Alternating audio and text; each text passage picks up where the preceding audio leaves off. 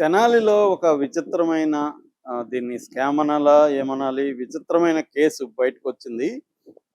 ఇది ఏందంటే దాదాపు ఒక 100 మంది మహిళలు అంటే అమ్మాయిలున్నారు. కొంత ఏజ్డ్ అయిన వాళ్ళున్నారు. వీళ్ళందరూ స్ట్రిప్ చాట్ అనే ఒక పోర్టల్‌లోకెళ్ళి బట్టలిప్పి న్యూడ్ కాల్స్ చేసి దాని ద్వారా డబ్బులు సంపాదిస్తున్నారు. ఇది ఆర్గనైజ్డ్‌గా జరుగుతుంది. తెనాలిలో జరగడం అనేది అందరికీ షాకింగ్‌గా ఉందన్నమాట. సో, ఇది అసలు ఎలా జరిగింది? దీన్ని ఎలా ఆర్గనైజ్ చేస్తున్నారు? 100 మంది మహిళలు రోజు వెళ్ళి అక్కడ బట్టలిప్పి వీడియో కాల్స్ చేస్తుంటే, వాళ్ళ ఇంట్లో వాళ్ళు క కస్ పసిగట్టలేదా? చుట్టుపక్కల వాళ్ళకి అనుమానం రాలేదా? అసలు ఈ స్ట్రిప్ చాట్ పరిస్థితి ఏంటి? దీని వెనక బిజినెస్ ఎంతుంది? దీని వ్యూయర్స్ ఎంతున్నారు? ఇది ఎలా ఆపరేట్ అవుతుంది? ఇలాంటివి ఇంకేమున్నాయి ఇండియాలో? సో, ఇండియాలో ఎందుకు ఈ ట్రెండ్ పెరుగుతుంది? ఈ విషయాల గురించి మనం మాట్లాడుకుందాం. సో, నిజానికి కొన్ని నెలలకు ముందే ఒక ఆటో డ్రైవర్‌ని, ఇంకొక మహిళను తెనాలి పోలీసులు అనుమానాస్పదంగా పట్టుకున్నారు. అప్పుడే వాళ్ళకి ఇలాంటి అనుమానం వచ్చింది గానీ, వాళ్ళు పెద్దగా కేర్ తీసుకోకుండా వాళ్ళని డీప్‌గా ఇన్వెస్ట్ చేయకుండా వదిలేశారు. అయితే ఇప్పుడు పోలీసులకి మళ్ళీ అనుమానం వచ్చి ముగ్గురు మహిళల్ని ఆహ్, వాళ్ళు పాండురంగపేట సంబంధించిన ముగ్గురు మహిళలు వాళ్ళని అదుపులోకి తీసుకున్నారు. ఈ ముగ్గురు మహిళలు కలిసి ఇంకొంతమంది కుర్రవాళ్ళని కలిసి చెంచుపేట తెనాలిలో చెంచుపేట అని ఉంది. అక్కడ ఒక పెద్ద ఇల్లు తీసుకున్నారు. ఇల్లు తీసుకొని వాళ్ళు ఆహ్, ఒక ఈ స్ట్రిప్ చాట్ అనే ఒక పోర్టల్ ఉంది. ఈ స్ట్రిప్ చాట్ పోర్టల్‌లో వాళ్ళు ఒక ఐడీ క్రియేట్ చేసుకొని దాన్ని ఓపెన్ చేశారు. దానికి డబ్బులు కట్టి దాంట్లో మెల్లగా వీళ్ళకి తెలిసిన స్త్రీలను ముందుగా రంగంలోకి దించారు. వాళ్ళ ద్వారా ఇంకొంతమందిని అలాగా ఇప్పటికైతే రోజు 80-100 మంది స్త్రీలొస్తున్నారు. అందరికి ఏం చెప్తున్నారంటే ఇదొక బీపీఓ లాంటిది. బిజినెస్ ప్రాసెస్ ఔట్‌సోర్సింగ్ బీపీఓ లాంటిదని చెప్పి వాళ్ళకి మెడలో ఐడీ కార్డులు, ట్యాగ్‌లు అవన్నీ ఇస్తున్నారు.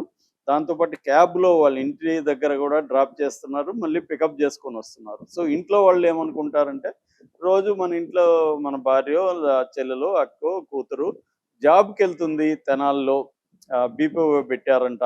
జాబ్‌కెళ్తుంది అని వాళ్ళనుకుంటున్నారు. వీళ్ళు గూడా మంత్లీ సాలరీలు గూడా వస్తున్నాయి వీళ్ళకి.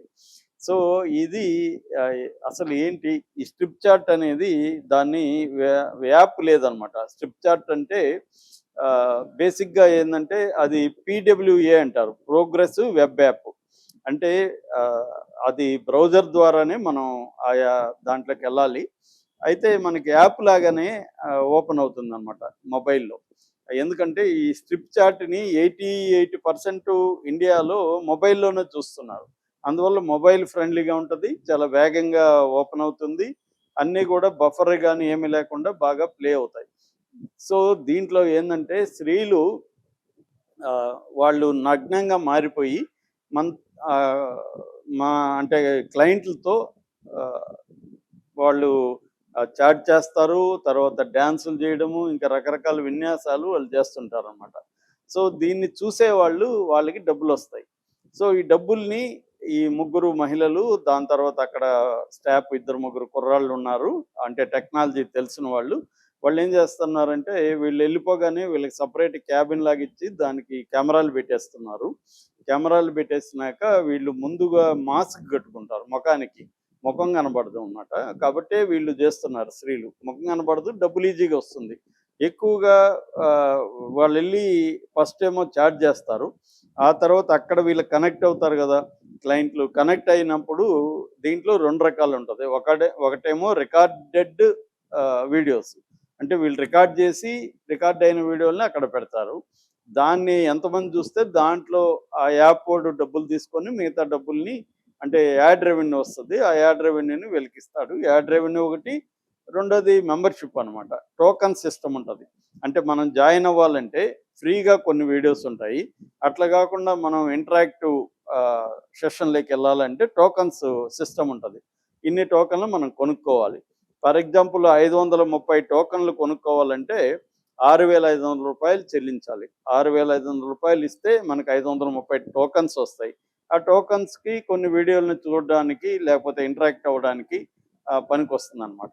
అట్లా కాకుండా అల్టిమేట్ మెంబర్షిప్ అని ఉంటుంది. అది నెలకి కాదు, సంవత్సరానికి $200 పే చేయాలి. అంటే మన ట్యాక్సులు అన్నీ పోగా మన కరెన్సీలో దాదాపు 20,000 సంవత్సరానికి మనం పే చేస్తే మనం పర్మనెంట్ మెంబర్ అవుతాం. మనకు అన్నీ కూడా ఓపెన్ అవుతాయి అన్నమాట క్లయింట్లకి. సో వీళ్ళెళ్ళి ఈ రికార్డెడ్ వీడియోస్ కొన్ని చేస్తారు. అవి కాకుండా కొన్ని లైవ్ ఉంటాయన్నమాట. లైవ్ అంటే ఎక్కడెక్కడ ప్రపంచవ్యాప్తంగా ఈ వీడియోలను చూస్తారనమాట. ఇది చూసినప్పుడు వాళ్ళు ఇంటరాక్టివ్‌గా, అంటే నువ్వు డాన్స్ చెయ్యను, నువ్వు ఈ పని చెయ్యను, నువ్వు ఇంకేదో చెయ్యను, అవన్నీ వాళ్ళు అక్కడ క్లయింట్లు చెప్తుంటే ఈ అమ్మాయిలు చేయాలి అలాగా. సో వాళ్ళు కోరుకున్నట్టుగా వీళ్ళు చేయాలి. న్యూడ్ డాన్స్ ఉంది. మళ్ళీ దీంట్లో విభజన ఉంటదనమాట. డివిజన్. అంటే ఫర్ ఎగ్జాంపుల్ గేకి మగవాళ్ళే ఉంటారు. మగవాళ్ళని పెడతారు. తర్వాత ఎల్‌జిబిటీ ఉంటే ఎల్‌జిబిటీ వాళ్ళని పెడతారు. అలాగా డివిజన్స్ ఉంటాయి. ఇది 2016లో ఈ స్ట్రిప్ చాట్ అనే ఈ పోర్టల్ ఓపెన్ అయింది. ప్రపంచవ్యాప్తంగా ఇప్పటికీ 42 కోట్ల మంది మెంబర్స్ దీంట్లో ఉన్నారు. టాప్ 3 దేశాల్లో నుంచే దీనికి ఎక్కువ ఉన్నారు. Number 1 America, number 2 Germany, number 3 India. ఇండియాలో 40% చూస్తున్నారంట దీన్ని. అంటే మొత్తంలో 40% ఇండియా నుంచే ఉన్నారనమాట. మిగతా 60% వేరే దేశాల్లో ఉన్నారు. సో నెలకి 50 లక్షల మంది ఇండియన్స్ దీన్ని చూస్తున్నట్టుగా లెక్కలు చెప్తున్నాయన్నమాట. సో ఇది మల్టీ బిలియన్ డాలర్ల వ్యాపారం. ఇందాక చెప్పినట్టుగా 42 కంట్రీస్లో దీంట్లో మెంబర్షిప్ ఉంది. దీంట్లో అన్ని రకాల ఉమెన్ ఉంటారనమాట. ఉమెన్ ఉంటారు, మెన్ ఉంటారు, బైసెక్సువల్స్ ఉంటారు, గేస్ ఉంటారు, లెస్బియన్స్ ఉంటారు, ఎల్‌జిబిటీ కమ్యూనిటీలో ట్రాన్స్‌జెండర్స్,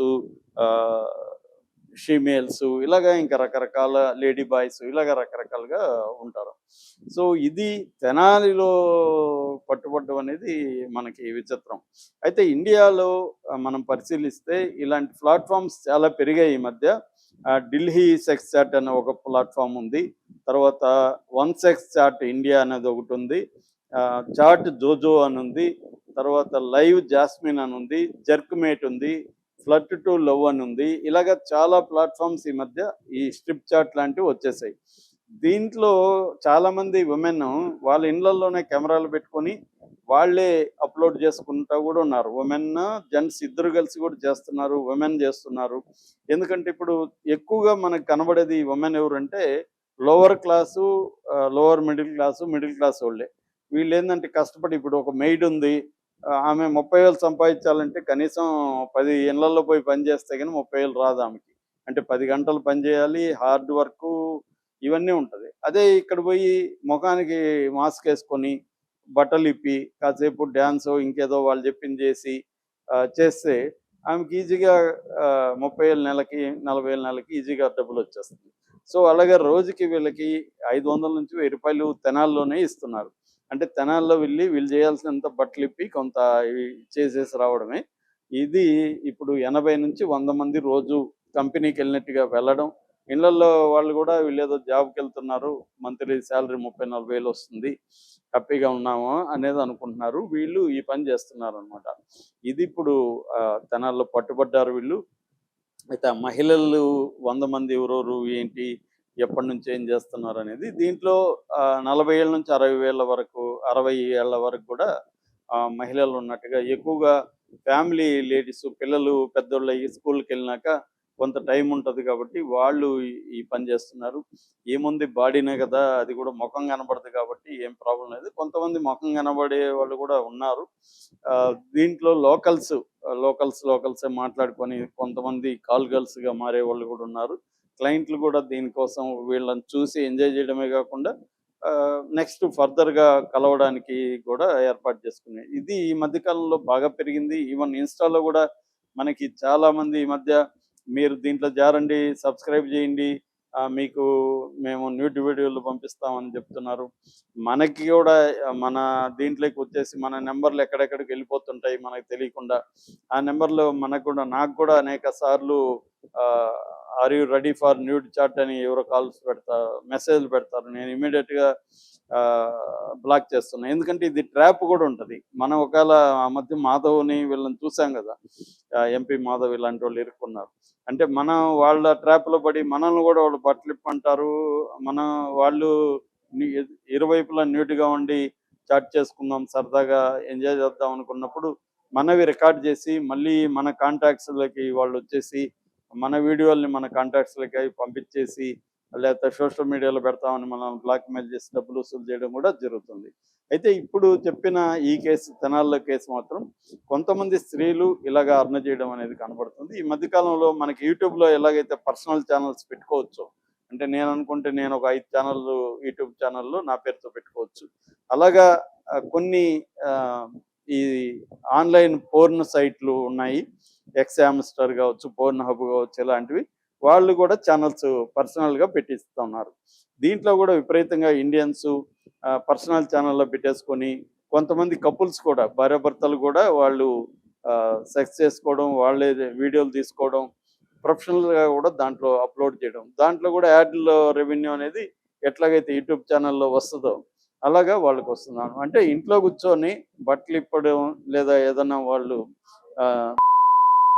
చేసి డబ్బులు సంపాదించుకోవచ్చు అన్న ఒక ట్రెండ్ బలంగా ఇండియాలో సైలెంట్గా పెరుగుతుంది. బీజేపీ ప్రభుత్వం మాట్లాడితే విదేశీ సంస్కృతి అది ఇదని విమర్శిస్తుంటుంది, కానీ దీనంతా మరి అలో చేస్తూనే ఉంది. ఇది అందరికి అందుబాటులో ఉంది. 88% మొబైల్లోనే ఇవన్నీ చూస్తున్నారు. నెలకి 50 లక్షల మంది ఒక్క స్ట్రిప్ చాట్లోనే చూస్తున్నారంటే ఈ కల్చర్ ఏ స్థాయిలో వెళ్ళిందో మనకి అర్థమవుతుంది.